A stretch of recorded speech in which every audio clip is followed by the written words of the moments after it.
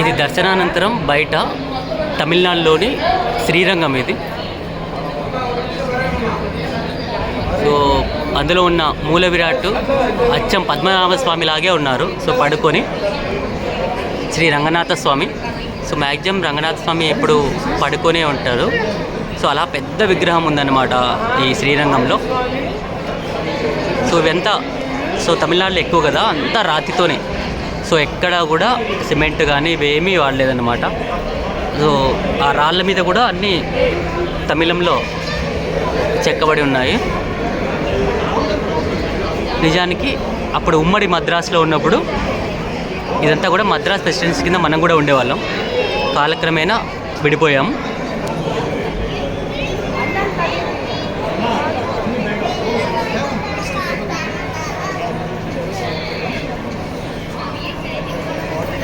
దర్శనం తొందరగానే అయిపోతుంది. కాకపోతే ఏంటంటే ఉదయం 5:30కే క్యూలో ఉండాలి.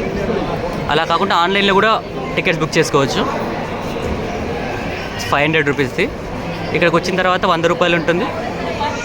సో అన్ని దేవాలయాలతో పాటు కూడా ఇక్కడ కూడా ఒక దొంగ మార్గం కూడా ఉంటుంది. అలా కూడా వెళ్ళచ్చు.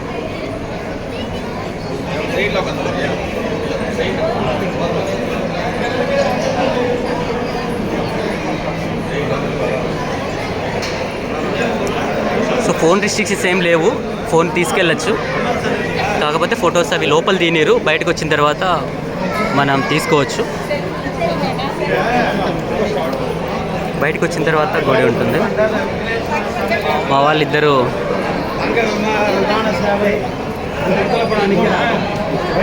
సో ఉదయం చిన్న బిట్ పెట్టాను కదా, సో గోపురం, ప్రధాన గోపురం. సో ఉదయం చాలా బాగుందన్నమాట. సో కుదిరితే నేను బయటికి వెళ్ళిన తర్వాత కూడా మొత్తం చూపించే ప్రయత్నం చేస్తాను. సో ఎక్కడ కూడా సిమెంట్తో కట్టినటువంటి కట్టడాలు ఏమీ లేవు. మొత్తం కూడా రాతితో నిర్మించినటువంటి కట్టడాలే ఉన్నాయి.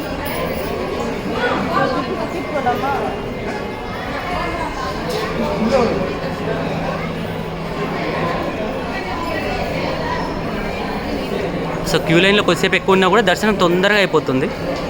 ఎందుకంటే పెద్ద ఏముండదు. కాకపోతే ఉదయమే రావాలి.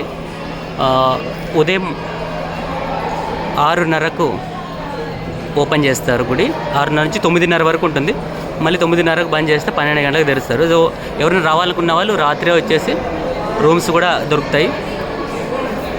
తక్కువే పెద్ద నాకు తెలిసినంత మటుకు మన ఆంధ్రాలో ఉన్నంత దేవాలయాల దోపిడీ అయితే ఇక్కడ లేదు.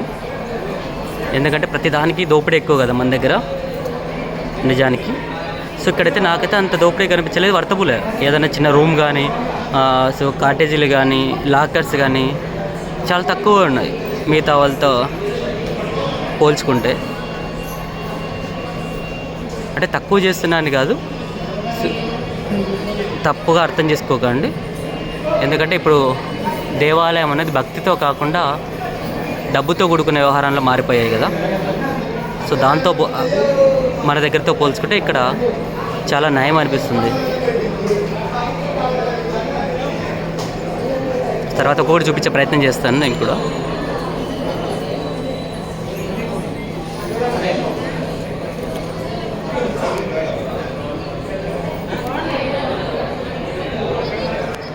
ప్రతిదీ కూడా పైన కూడా చాలా హైట్ ఉంది. సో అంత హైట్ కూడా రాతితోనే చేశారు. మొత్తం రాతి కట్టడాలే. సో తిరుమలకి వెళ్తే ఎలాంటి అనుభూతి వస్తుంది, ఇక్కడ కూడా శ్రీరంగంలో అలాంటి అనుభూతి వస్తుంది.